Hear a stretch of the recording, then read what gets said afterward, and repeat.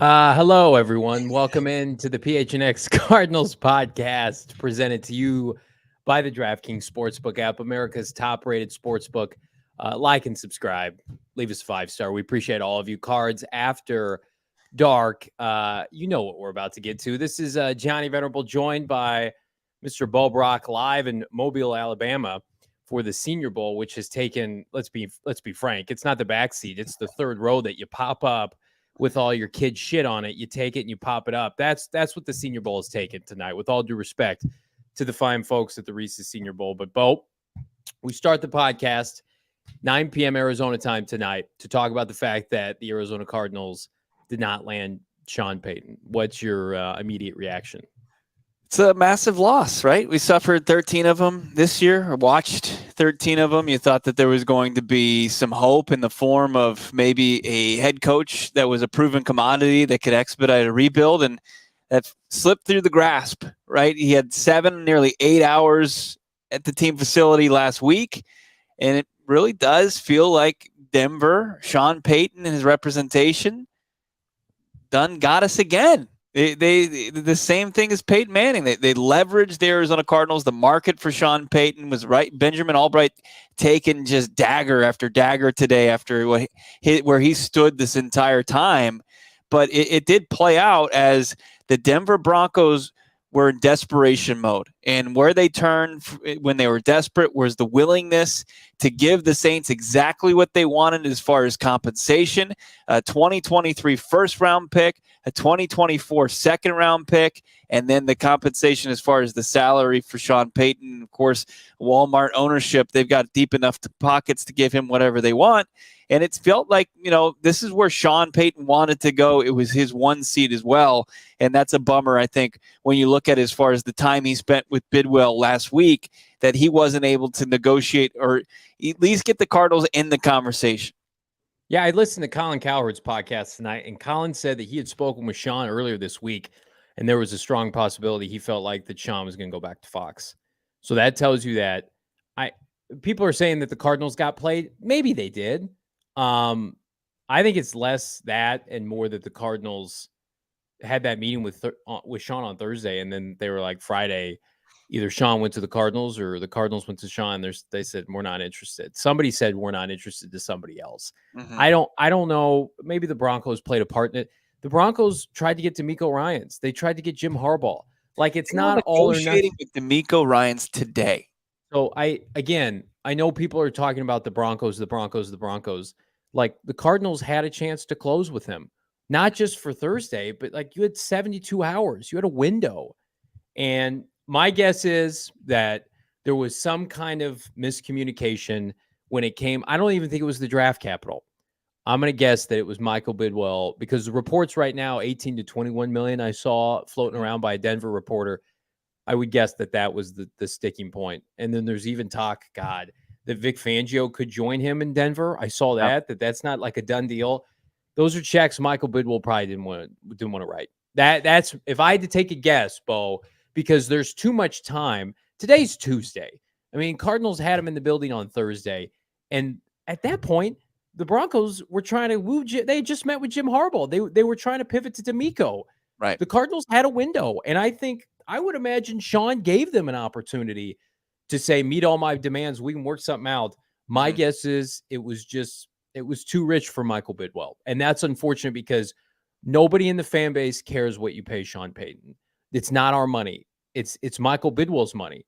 And I had a source tell me last week when I messaged him that super tapped in, I trust, and he's right more often than not, saying just Michael Bidwill, I'll believe it when I see it, when he writes a check that big. And I think that's what it came down to.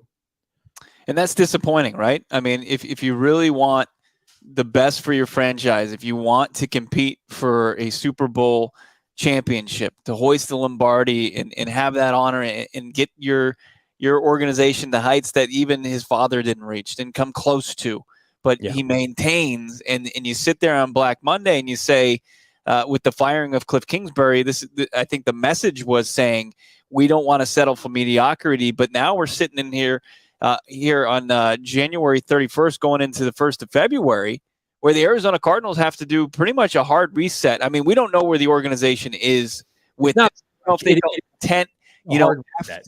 I mean, it really feels that way because they talked to Mike Kafka, the Giants offensive coordinator today, reportedly, and then they've got the 2 Bengals coordinators the next 2 days. And then you got to start to think about, at this point, 3 of the 5 vacancies are filled. Why not just wait until the end of after the Super Bowl and continue to cast that wide fucking net that you said you were going to cast and talk to everybody, talk to the team that reaches to the top of the mountain. I mean, talk to both those coordinators in Philly, maybe even talk to somebody from Kansas City. Because I think they want to do some dog and pony show during the Super Bowl week. They want to have somebody to trot out. Dead, Johnny.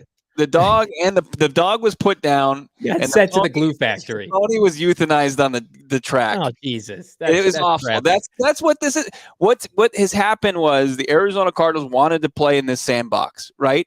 And things have gone drastically wrong. I mean, as far as who they wanted to target and how they were played by Denver, and then they didn't even get an interview with D'Amico Ryans. 1 and 2 as far as the consensus, 1 and 2 as far as the head coaching candidates.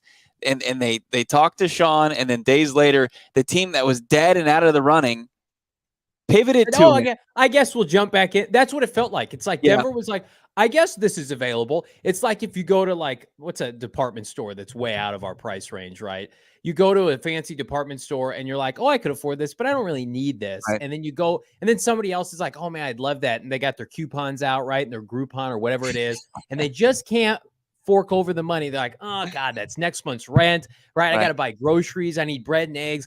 And then that person's like, I guess I'll go back and buy this, this dress. You want to buy a suit, right? You want to buy a suit that you could get married in, a suit that you could go to job interviews in, a suit that would you just look like $1 million, and it would do wonders for you. And you got sticker, as far as the sticker price, you were scared of it. And, that's unfortunate. But, I think what hopefully we'll find out is, were they in the conversation with Sean Payton, or was he utilizing the Cardinals for leverage? I don't think so. I didn't buy hook, line, and the sinker. And you can look up the receipts and all the shows we did last week. I wasn't completely convinced Denver was out of here because of how things were going with them.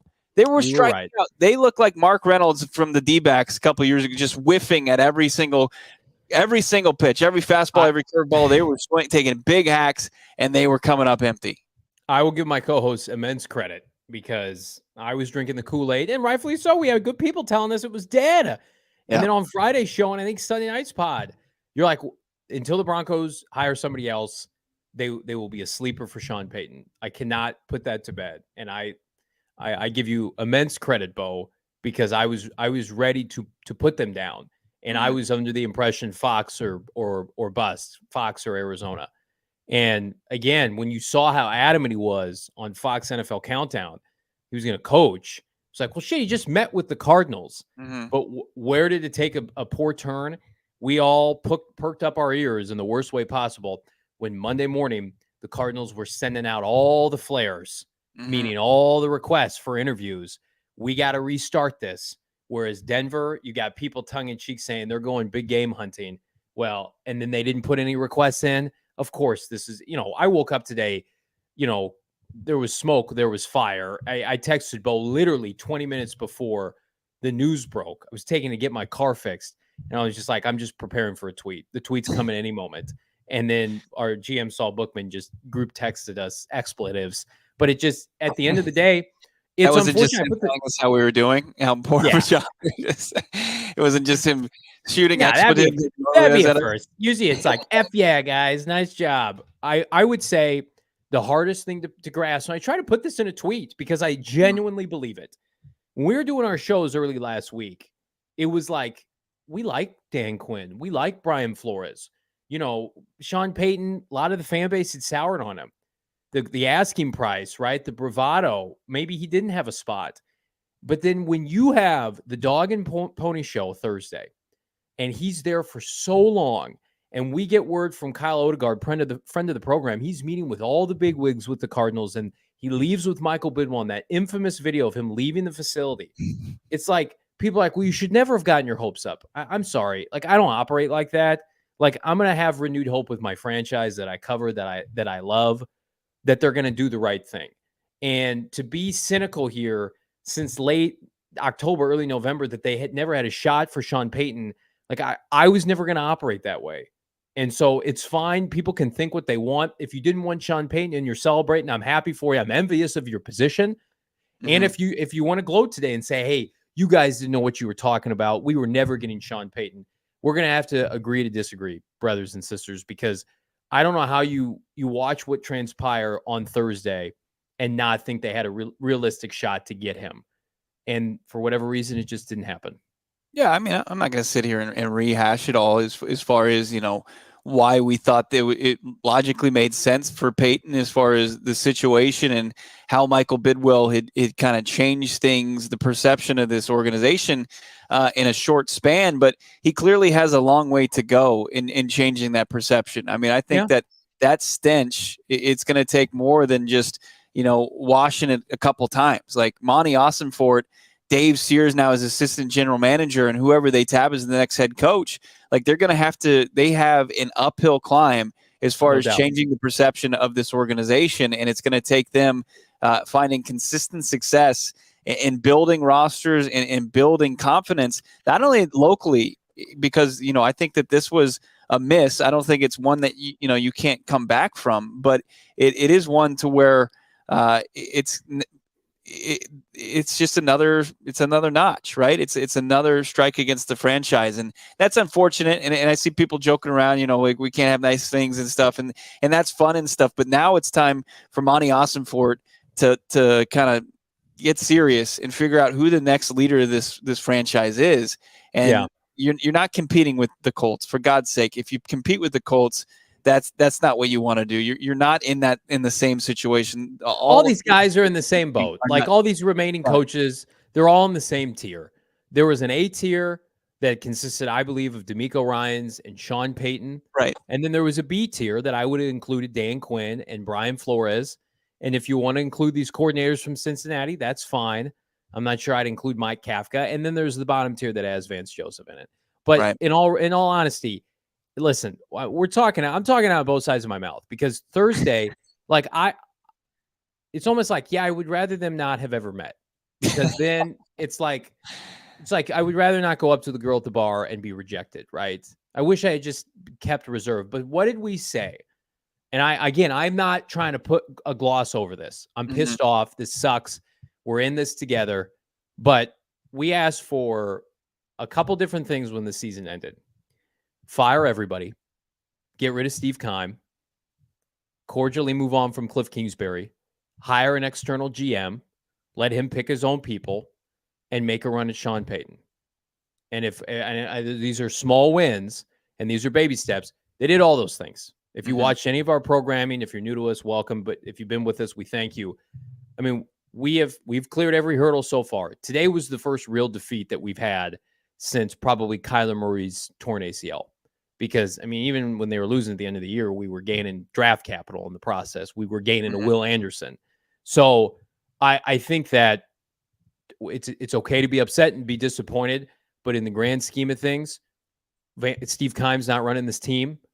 And I would argue that from a personnel side of things, there's a lot of good stuff that can still happen, especially if we find out, Bo, that whomever they hire was truly Monty Ossenfort's hire.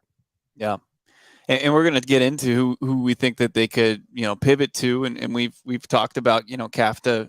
He interviewed today, and the two OC and DC from Cincy are going to be in the next couple days. And maybe they add to that list because, like I said, with Indy, because it's you're not even competing with them. It's now just take your time and make sure you got the right guy.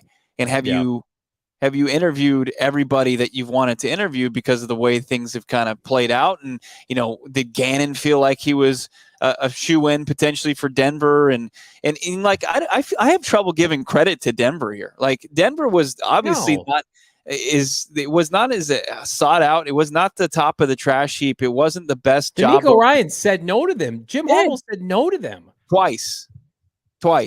And, Sean Payton, I don't know what it was. I don't know what that was last week, if it was just a negotiation tactic on both sides where it felt like that thing was just dead. But the reports are, and there's multiple reports that they tried a Hail Mary today to talk to DeMeco Ryans, and then just like last offseason, when they didn't get Aaron Rodgers, they immediately pivoted to Plan B, Russell Wilson, and now the Sean Payton. But here's what yes, that's irrational, but I want the Cardinals to play in that sandbox too. Like, we should strive you don't for give this. Them the opportunity, right? You just don't. You get them in your facility. But you have to make the play. You have to. You don't let them leave. Right. But think of the sandbox they're playing in: Harbaugh, Payton, DeMeco. Mm-hmm. We're not leaving this coaching cycle without one of them. That's what Michael Bidwill, the approach he should have taken. So while I give him a pass for not sealing this deal, you fucked up because you waited to talk to DeMeco Ryans. You interviewed Frank Wright, Vance. DeMeco. Hang on. All right. You opted to interview Frank Wright and Vance Joseph first. That was a mistake. You brought in people like Aaron Glenn before DeMeco Ryans. Your first calls. Yeah, but we know right now that DeMeco Ryan was never. I don't care. The fact that you couldn't get an interview with DeMeco Ryans and he said, guys, it's too late in the process. I'm out. You fire Cliff Kingsbury Monday.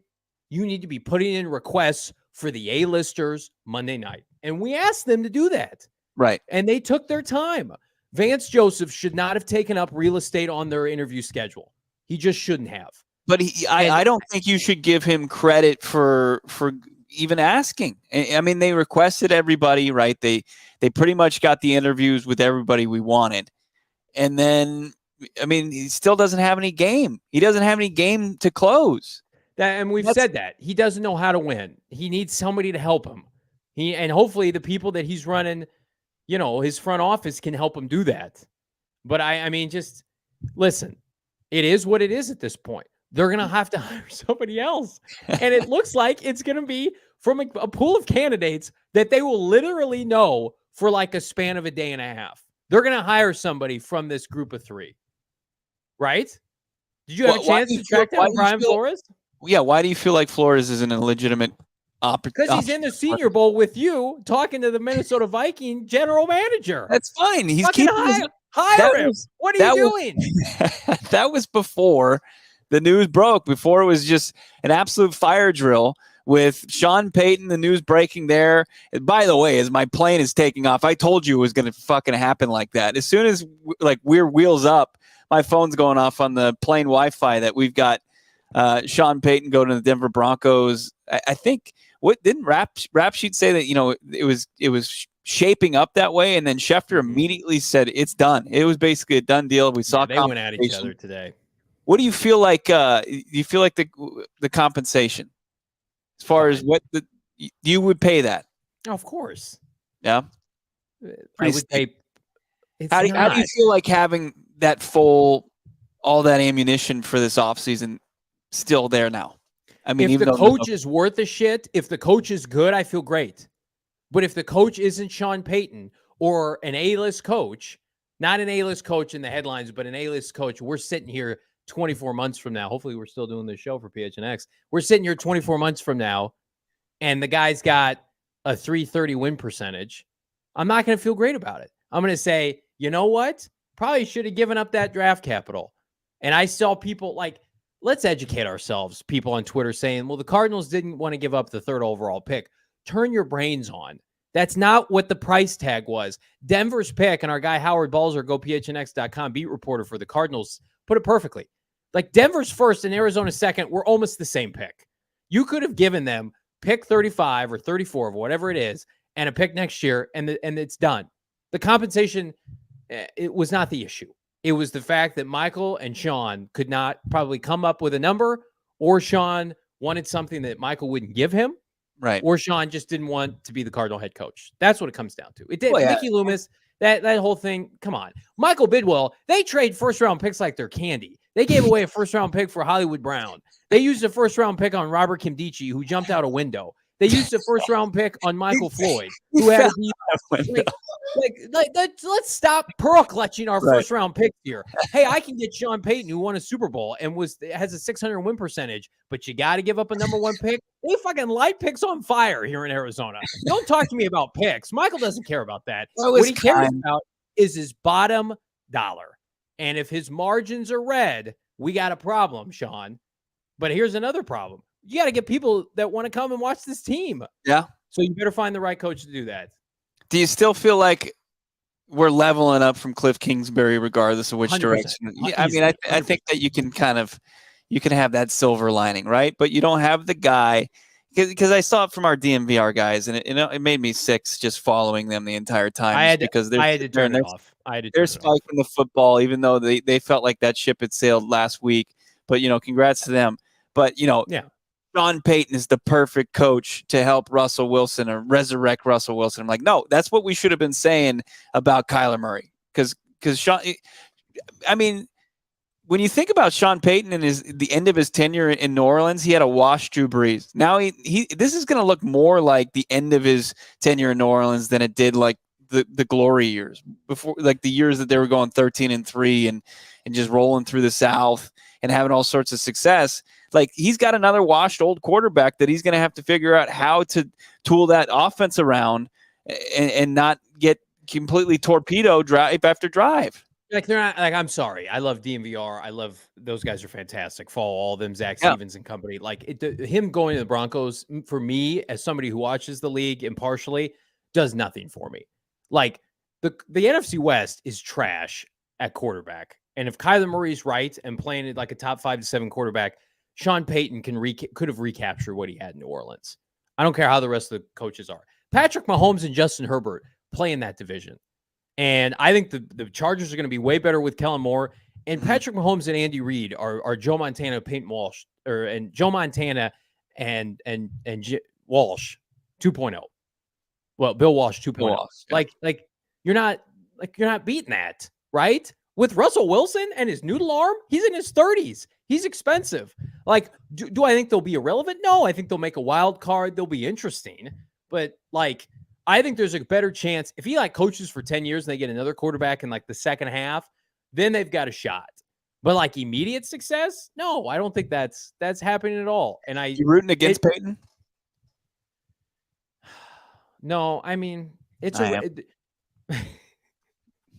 I am. Bo's been ready for this because I feel like Bo he's sung the fact that it was going to be Denver, and so I think the hate has built up. I don't feel like I didn't know that. I wasn't convicted on that. I just felt like they were a threat. They were always a threat, but no, the way that he played this out, I can see why people obviously don't love Sean Payton. There's a bit of an arrogance to it, right? Yeah. The way that he loved people just chasing after him and being the story day after day. But I mean, this is not the magnitude of when Manning went to the Broncos. That was true heartbreak and pain. No, I just mean that was more of an impact football wise. They're not beating the Chiefs. The Chiefs are a dynasty. Right. Yeah, it's not going to be the opener in Russ throwing 7 touchdown passes. Right, they'll be better. Yeah, but I mean, they also don't have any picks. They're a couple injuries away. I mean, that last year with Peyton, they were an average team. They were 23rd, I think, in offense. This is not a homer play by me. It's a better fit in Arizona. I will die on that hill than in Denver. Outside of if the owner's cheap as hell, then that's not a good fit for Sean. And then go get your money. I don't know. Do you want to do some ad reads and then talk about these candidates? Yeah. So are we officially ready to move on? Because I need to talk about something that makes me happy, and the folks at DraftKings make me happy. So right now on DraftKings, they have taken the offseason odds for the Arizona Cardinals, and they've lit them on fire for the next head coach. They aren't available anymore. They were the last remnants of the coaching search that you could get them this morning. They're gone now.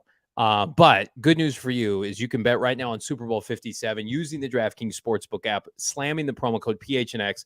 New customers can bet $5 on Super Bowl 57. Get $200 back in free bets instantly. That's only at DraftKings. Whatever you want to do, whether it's Gatorade colors, coin flips, you want to get ready for some props. This is your first time using DraftKings. God bless you. Welcome, friends. Download the app now. Slam the promo code PHNX. You don't even have to win your bet. $5 on Super Bowl 57. Spread, money line, over, under, whatever. You get $200 back in free bets instantly to reinvest. Make money on DraftKings with the DraftKings Sportsbook app with promo code PHNX. Minimum age and eligibility restrictions apply. See show notes for details, Bo. I'm going to have to drive into Mississippi, fire off a couple Draftkings Sportsbook bets because here in Bama, I can't do so. Me and producer Shane, I don't know what we're going to do, get a little action around here. But as far as our airport beers, we had a couple tasty Four Peaks beverages. Thanks you to the Gate A, the Terminal 4 out there. We went to Four Peaks, had a couple beers before we got on our flight. The airport beer is nearly unmatched. I don't know, maybe the shower beer is up there as well, but the after work happy hour beer is up there as well. But Four Peaks has every beer that you're going to want. I had the Sun Brew today. I think Shane had the one of the IPAs. Can't go wrong with Hazy or Raj that they have going on over there, as well as Kilt Lifter. You got the Wow Joy Wheat Bus. It's all fantastic. You got to check out everything that they have at Four Peaks, and you got to check out Four Peaks itself. You got the big game coming up. Great place to watch it there. You got the entire atmosphere. Nothing beats drinking a cold one and watching the game. The Suns are heating up. Coyotes are playing well. You got, I don't even know if that's true. I don't know if the Coyotes are playing well. I got to check more on the PHNX Coyotes. And you got now you turn your attention to March Madness, figure out which college hoops teams are going to be the ones you want to bet on and fill your bracket out for. But here's one thing I don't know to be true, even though I don't know jack shit about the Yotes, is that Four Peaks beer is unmatched, and you want to have a couple of them while watching the game. Check them out, fourpeaks.com, and check them out, H Street in Tempe, and they're in their facility down there, the brewery. It's awesome. Jason, I appreciate you, brother. We're going to have a draft party I want everybody to come out to. It's going to be the party of the year. Everybody's invited, and we're going to celebrate Will Anderson in style.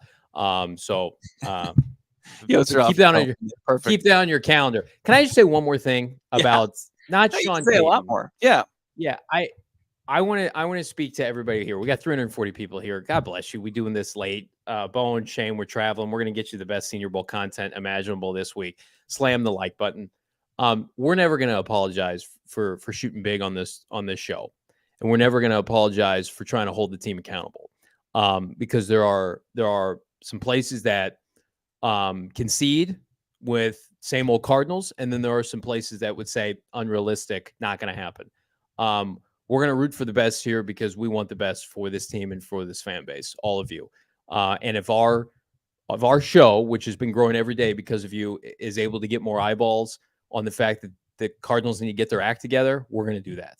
And if we didn't, then we wouldn't be doing what's in the best interest of this fan base. We're here to be objective, but also hopefully make a little bit of a difference. So again, for the people who are like, you should have never been talking about this since last October, you have to find a different show. That's not what we're going to do here. We're going to shoot for the moon and maybe hit some stars along the way. And speaking of stars, you see any stars in this head coaching search for the Arizona Cardinals?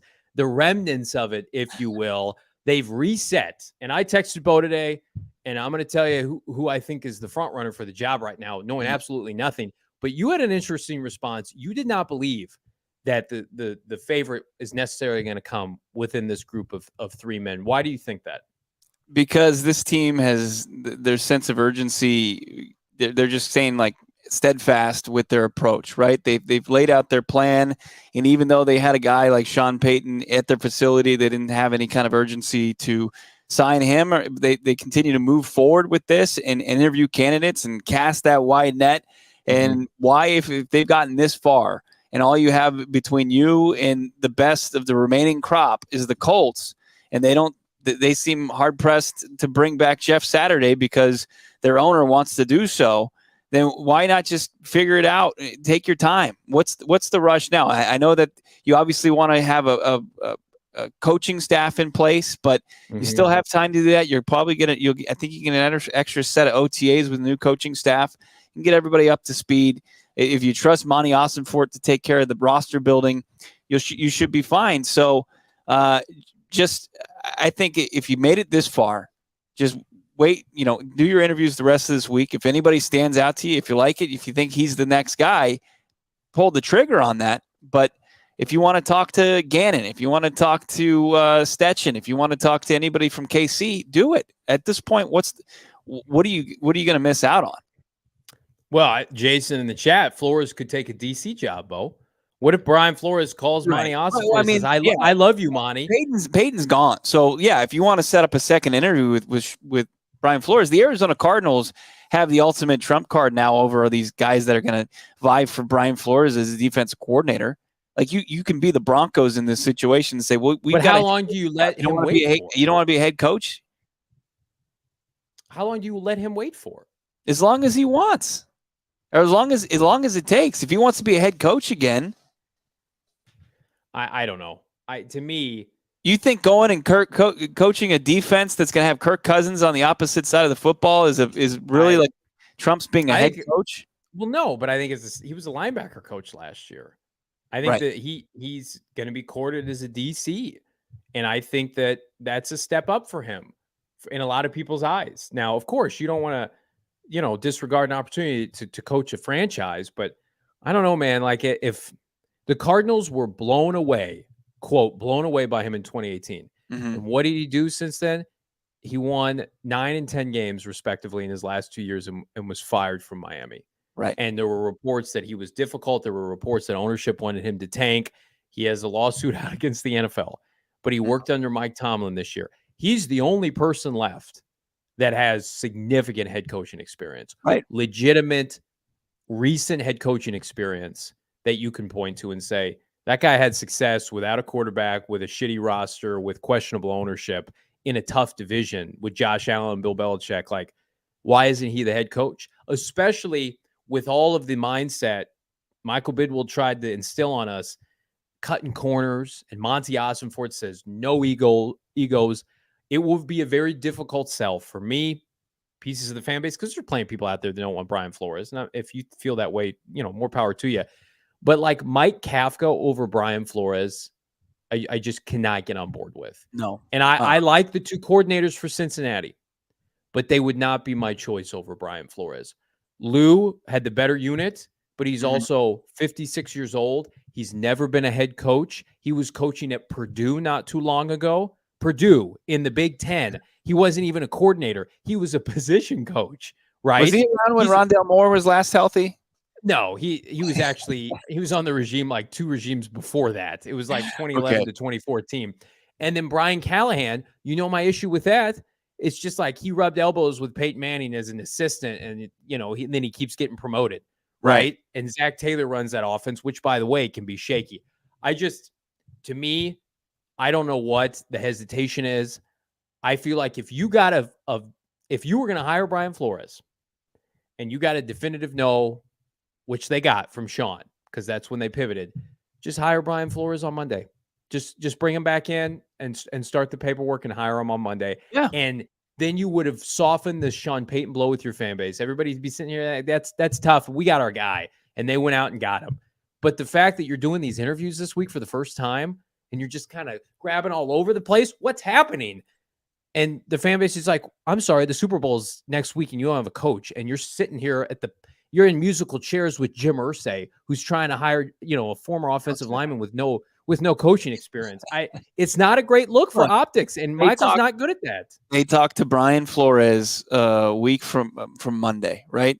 It will be 2 weeks from this upcoming Monday. That might as well be a decade ago. It feels like it. It does. It took years off of all of our lives, right? Especially with the Sean Payton sweepstakes getting new life in between there. But I would assume that when they talked to him on Monday, they said, look, we're going to interview all these guys. And then once we finish talking to everybody we want to talk to, we'll circle back to either set up a second interview or see where we want to go with this thing. And they still have to talk to Lou Anarumo tomorrow. And then they got Callahan on Thursday. So at least finish those interviews and then make a decision on Friday. Start to figure out who the legitimate candidates are from here. And you have to, like, you would hope that they have a really good idea of who it is. And I am now in the camp of Team Flores. I don't think that ship has sailed. I think that he has the understanding. I don't care that he was sitting there and talking to Minnesota Vikings people, because he probably knows that things can go awry. Like, he looked like he was getting a text from Bill Belichick congratulating him on the Giants job last year. He talked to the Houston Texans. He seemed like he was going to be a front runner for that team, and that's why the lawsuit came into play. So I think he knows that he's not going to count his chickens until they've hatched, and that I believe that he's still, once the DraftKings odds go back up, I would bet that he's still the front runner. I hope you're right. The man that was right about Denver being a ghost in the win for Sean Payton. I hope you're right. I'm not as optimistic. Little Dreezy 13, thank you so much. $5.49 super chat. Is Monday the latest you guys think we'll have a coach? No. I mean, shit, man. Little Dreezy. I thought they were gonna have a coach last Friday, and they're doing interviews all this week. So I hope they make a decision Thursday night. I hope they get done with Brian Callahan on Thursday, or whomever, Lou Armadillo on Thursday, and then they have to learn his name at some point. No, I won't. Unless he becomes the coach, I'm not doing it. Armadillo, and they say, Armadillo, sorry, we're gonna go with Brian Flores. I hope that they hire somebody else Thursday night or Friday. But if they want to interview John Gannon, he's on a one-way ticket to Phoenix here on, when is that? When are they probably come to town Saturday or Sunday, Monday? Yeah. I don't know. So I see people in the chat. If it's VJ, will not renew my season tickets for next year. It is big time. It's an extension of Cliff Kingsbury. It completely makes what Michael Bidwill said on Black Monday null and void, and will fall upon deaf ears until 2 seasons, right? 2 seasons max. If VJ's the guy going forward, unless he completely just changes everything that this organization has done for the last 4 years and is able to rebound from his 11-21 tenure as Broncos head coach. I mean, there's no way that you could sell the fan base on Vance Joseph head coach. There's just no way. Is this true? You can't interview Gannon until after the season, after the Super Bowl, or can you do it the week of? I've seen, because I thought I saw that. I thought next week, but I don't know. Maybe. Yeah, hopefully it's not next week, and hopefully you're right. Somebody in the chat that I missed your name. I apologize. Mike McDaniel, that was because they got knocked out of the playoffs. The Niners did. That's why Mike McDaniel was hired February 6th. So, I mean, Lil Dreezy's got another super chat here. Flores will most likely be our coach. I don't think he will pass up another chance. I agree that I don't think he would pass it up, but I think it's a bad look if you don't hire him. If you're Brian Flores and you want to play hardball and you want to say, hey, look, you either hire me tomorrow or I'm going to the Vikings job, you say, okay, well, you're passing up an opportunity to be a head coach. Go have fun in Minnesota with Kirk Cousins. Don't treat my guy Brian like that. I'm not into that. No, I know. That's if he's playing hardball, and he's not. He understands that if he wants to be a head coach, he's not going to do that. I mean, how many DC jobs is he in the running for? Didn't Cleveland hire somebody, and then Atlanta hired somebody? Yeah. So it's just the Vikings or the Cardinals that have interviewed him, and he's in the running for a job. Yeah. If I wake up tomorrow and he's the new DC in Minnesota, though, it's not going to be good. So we've got the 2 Bengals coordinators. I'm not going to say the name because you just disrespect Lou, poor Lou Anarumo. Lou Armadillo, and then you got Brian Callahan, Big Tom Callahan's son. Yeah. Actually, oh man, Will Callahan, there are a lot of puns to use. Yeah. Right. And then Bill Callahan's son. Yeah. You got Aaron Glenn in the mix still. We had Jonathan Jones from CBS Sports put out, he's got a history with Kyler Murray. Stop. Hang on.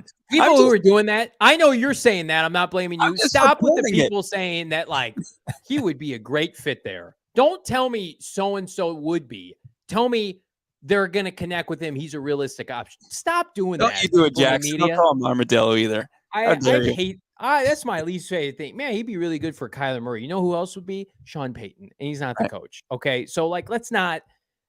Aaron Glenn, did you see? That's what I was getting to, Jackson. As far as Evero, the defensive coordinator from Denver, it seems like if they're going to play and bring in Vic Fangio, is Evero going to be looking for work? Is he going to get a If I'm second? Minnesota, I'm talking to Evero. If you're who? If you're Minnesota, you want to talk to him. Yeah, for sure. You want to talk to him? Here's another problem that Michael Bidwill is going to have if he dips his toe back into the VJ Evero pool and Aaron Glenn. The Broncos went big game hunting and told all those candidates, no, thank you. They put out a press release like, hey, David Shaw, hey, Evero, hey, all these guys that everybody thinks wouldn't be a good fit. You're not in the next tier. Like, if the Cardinals then go the $1.99 bin, DVD bin at Walmart dumpster diving, and they're like, yeah, this is our next head coach, that's a terrible look. Like, they get Sean Payton and you're going into that DVD bin that's got all 3 Fast and the Furious movies, and that's your new head coach. That's a problem, right? You gotta come, and that's all due respect to those guys. But the Denver Broncos literally were like, get away from us. Please stop. We're either getting D'Amico or we're getting Jim Harbaugh or Sean Payton. And the Cardinals are like, I want one of these guys over here. Terrible. That would be awful. Don't do that, Michael Bidwill, Monty Austin Ford. I've got more respect for you than you're going to go back in the $9 DVD bin. Sorry, it's been a long day. I've been waiting for the show all day, and Bo and Shane have been traveling. We have 400 people in here having a good time. But we've lost control. Mike Kafka do anything to you? No. You have to laugh because sometimes I got these rants coming at me 100 miles per hour. I just drove 2 hours through the fog in the night, and then I got you calling a respected defensive coordinator armadillo. Yeah, everything's wet here. It's damp. And Alabama, beautiful, gorgeous. Oh, yeah. No doubt about it. Oh, man. I mean, Mike Kafka, 30-second scouting report. Go. Too far removed from Andy Reid. You can't sell me on that. I mean, to say he was the quarterback's coach for Patrick Mahomes, you know who also was tied to Patrick Mahomes? Cliff Kingsbury. I need more experience than 1 year as an OC for the New York Giants. And, hey, he turned a piece of crap Daniel Jones into a guy who was a decent quarterback. That's not a good enough sell for me. There are more distinguished candidates than that. I mean, that's why I would say you stick around and see what Gannon tells you, what Stetchen, what he did with that offense, with Philly's offense. They're an absolute just wagon right now. Yeah. Please talk to Shane Stetchen. He was there when Justin Herbert came in the league. He's worked with some really impressive franchises, quarterbacks. That's light years ahead of what I've seen from Mike Kafka. Mike Kafka is too similar to Cliff Kingsbury. I don't know how you would trot him out there and be like, this is not Cliff in disguise. It's Smith Mingsbury. That's what it would be. It would be a fraud name. It'd be the Scooby-Doo mask that you'd have to rip off. Like, hey, I was around Andy Reid and Patrick Mahomes, guys. You remember that? And I was also with the coach of the year this year, Brian Daboll. It's almost it's got some Adam Gase vibes to it. Right. Remember when Gase was with Manning? And he just kind of was lingering around. He was that guy that Mike would linger. McCoy and Adam Gase, they had that on their resume, and people are like, this looks good. It's like, no, it's fraudulent. It is completely fraudulent. I mean, when you look at that's good, Jason Jackson in the chat. Cliff Queensberry. So as far as the offensive guys, I'm going with Steichen, and then I'm going Callahan, and then I'm Kafka far down there. And then as far as the defensive guys, Flores. And then Lou, Glenn, VJ. No, I love how you're adding names that they have never talked to, as if they could really talk to them, because it's true. If our guy in the chat's right and they can't talk to him for 2 weeks, the ghost of Don Shula. It's like today's the 31st.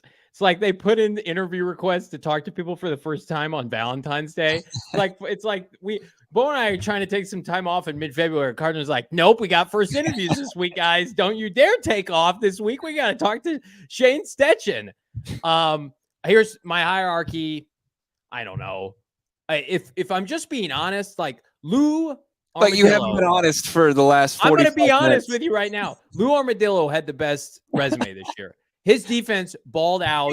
Name one star on that defense. He's a great defensive coordinator. And he runs a 4-3, which I think the Cardinals personnel is better suited for. He's a great defensive coach.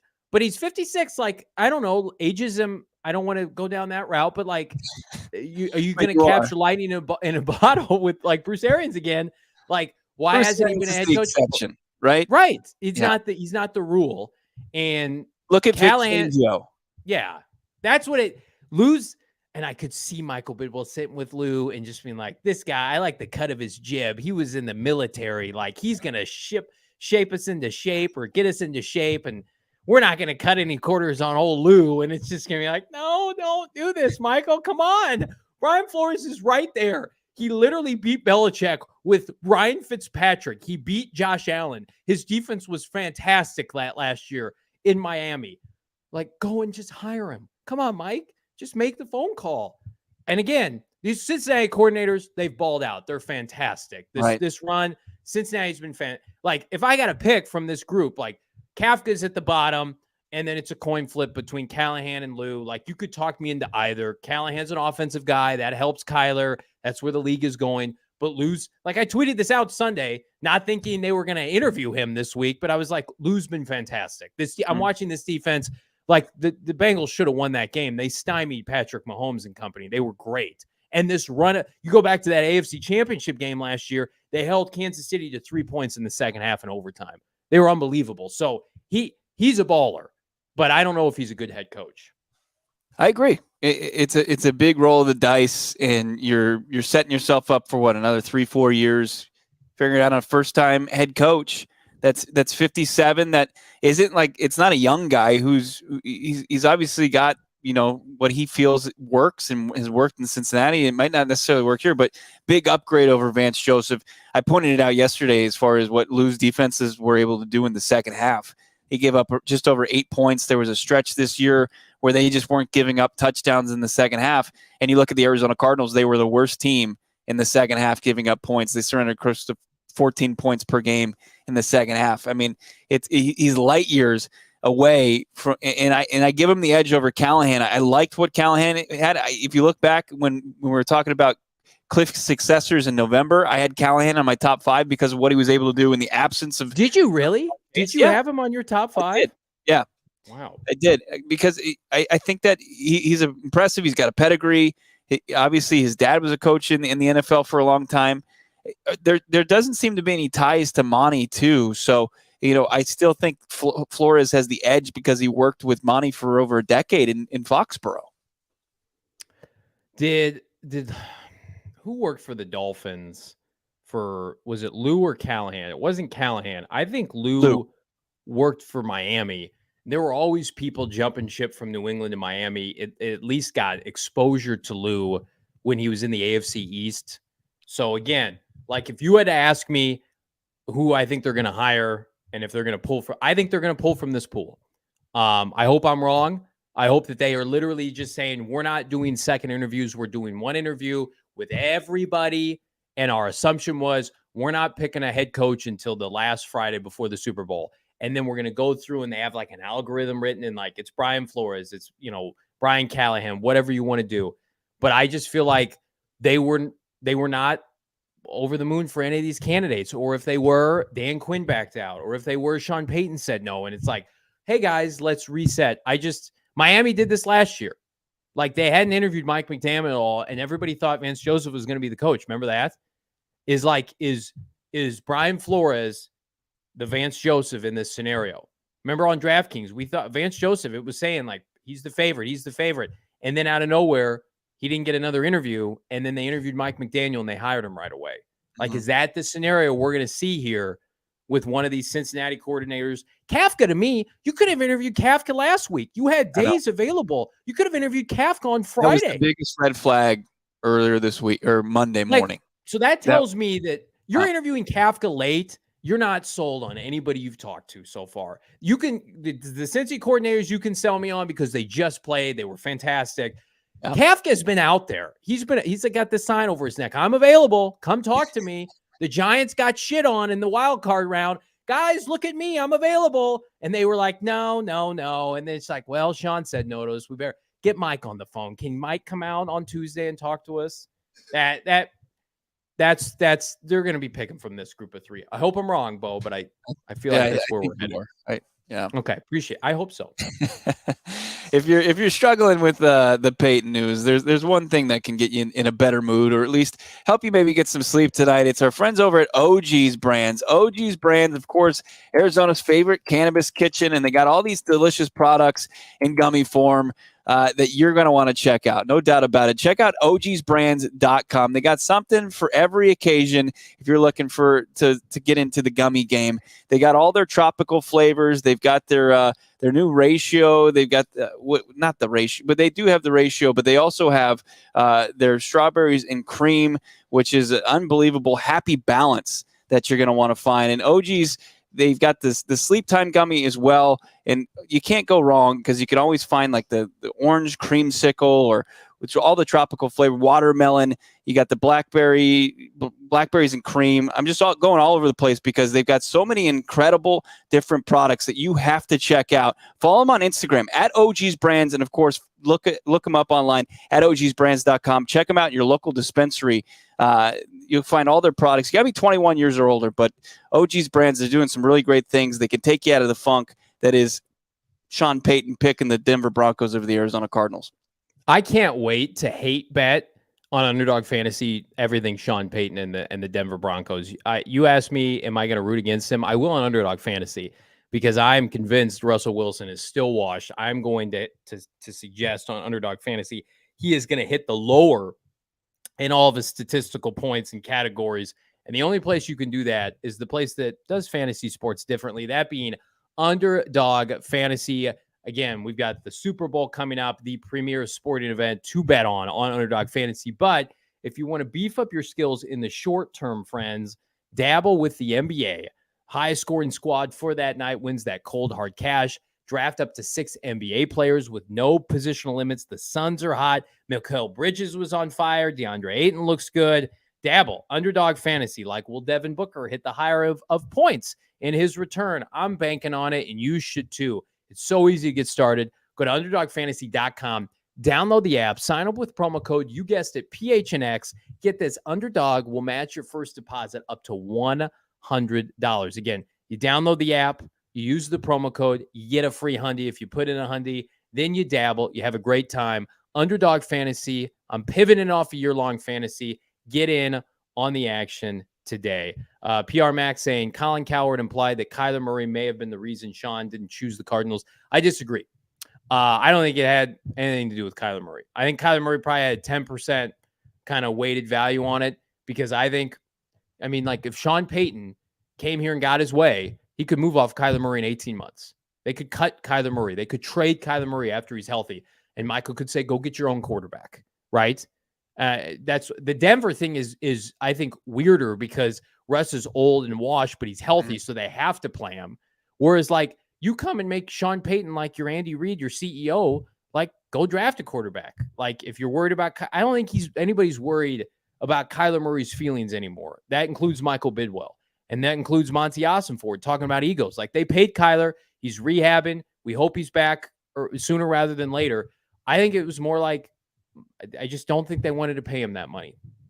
Yeah, and as far as Kyler Murray goes, Brian Flores is, involved in this.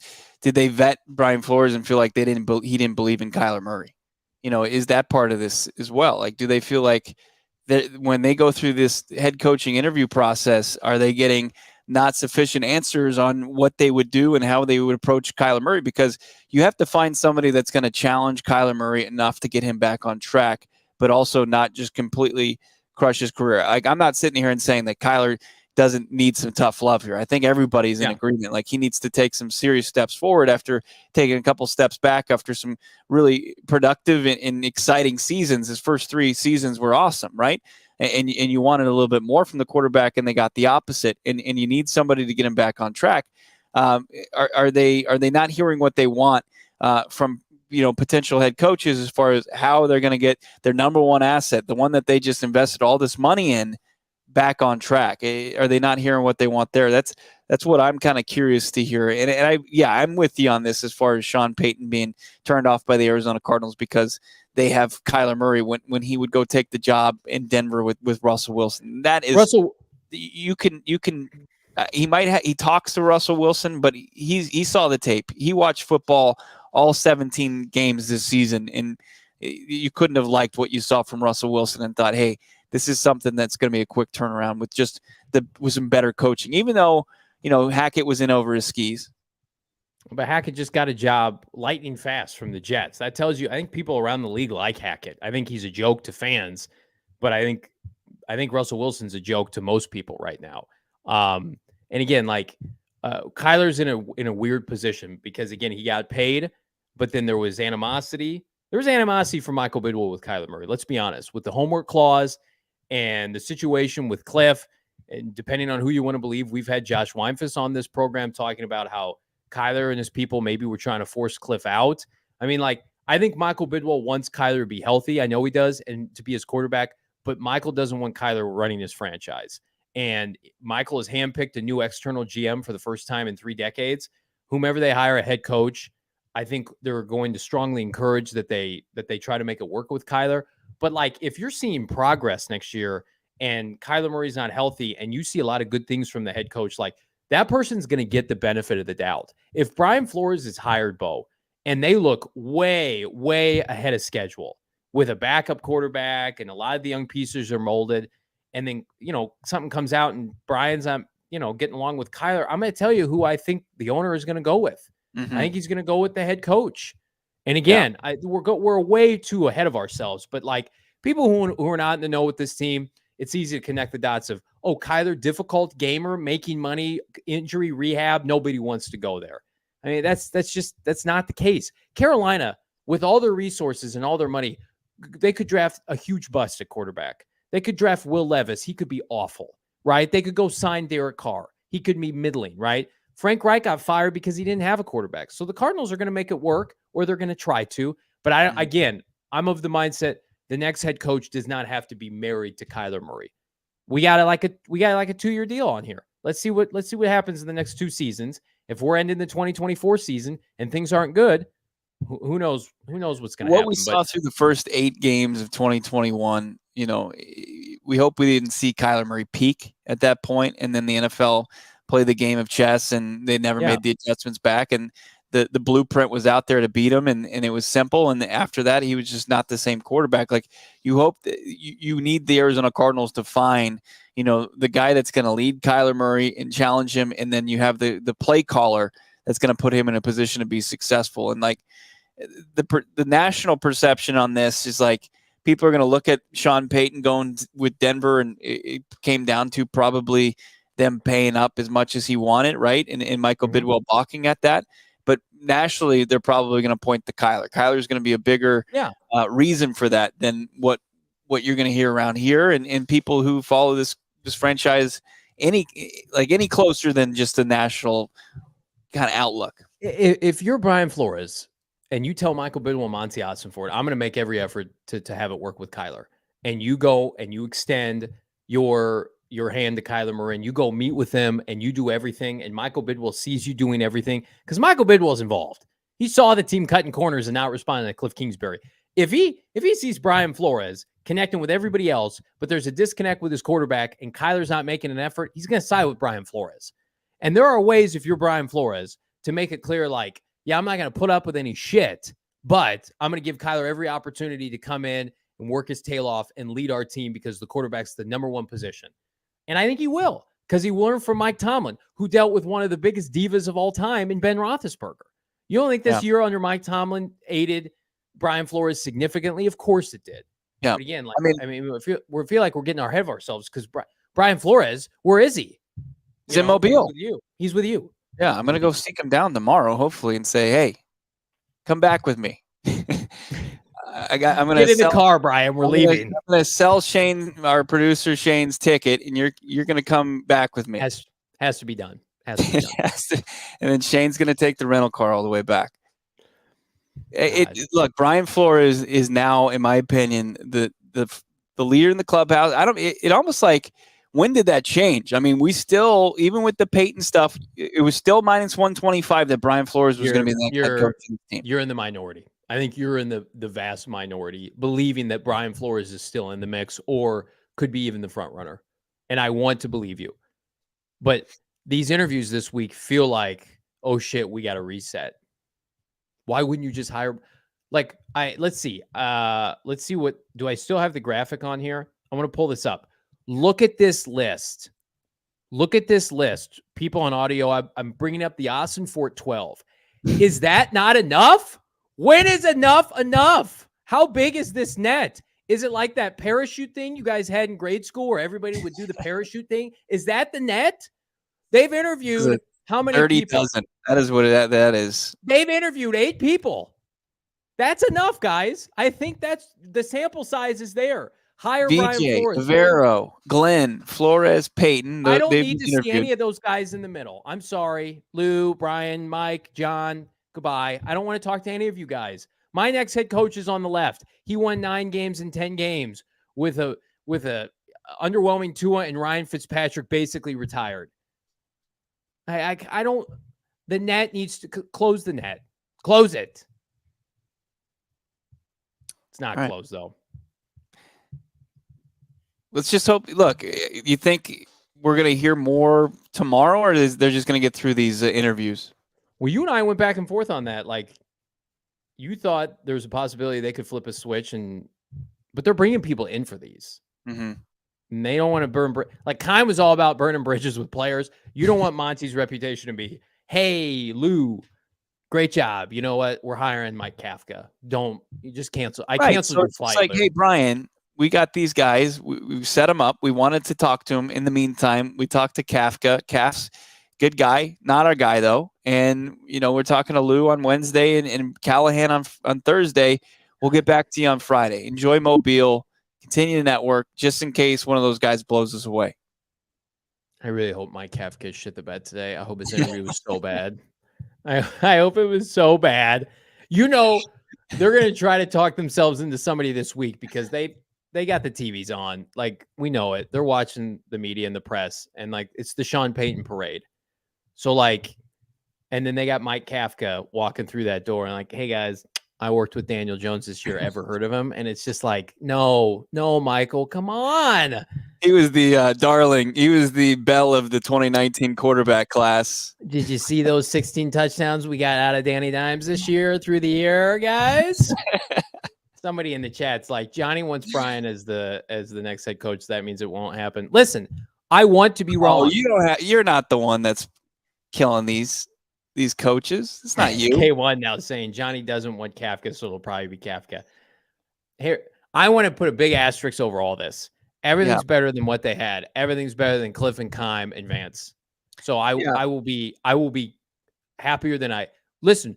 We were sweating it out for 12 hours the night of whenever that was when they fired Cliff Kingsbury and Kime, and we got that very, very breath of fresh air, eye-opening press conference for Michael Bidwill. Like, it was a little touch and go. Players meet with the media. That is when I was genuinely means stressed. Nothing if he hires Vance Joseph. It all means nothing. Not hiring Vance. Stop. I don't like saying until they don't. Now you're putting bad ideas in everybody's head that you called the Peyton to Denver. Now you're talking about. I'm not. I'm just saying. Just like let's make sure that doesn't happen. Well, I can't do anything about that. Write letters to your congressman. Dylan in the chat. No one's talking to Vance. Vance isn't getting interviews. Well, here's another problem, Dylan. It's like, what do you do with Vance Joseph when you hire one of these other guys and you've been screwing around for a month and a half? And it's like, hey, Vance, sorry, go get another job elsewhere. Oh, there aren't any jobs. Sorry. I think that's a bad look. I also think that there is punctuation with being like cordial with these, like they're letting people go. The tight ends coach went to Detroit and they had somebody else go to the University of Illinois. But like Vance talked to Josh Weinfuss and thinks that he's got a good shot at getting the job. Like Monty Austin for it, you may need to sidestep Michael Bidwill and say, hey, Vance, let's have a talk. You're not getting this job. Go and put. They don't have to on the waiver wire. Do they not? The self-awareness sometimes. When you look at who is the most sought after of the remaining candidates that we barely talk about is Evero. It's really interesting. Like he had interviews with basically all the openings. He was going to do. Would it be something if they hired him just to spite Denver and they're like, watch, we're going to win more games with the guy you didn't want?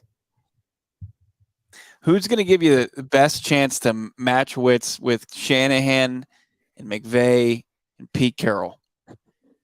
Of this group? Mm-hmm. You go first.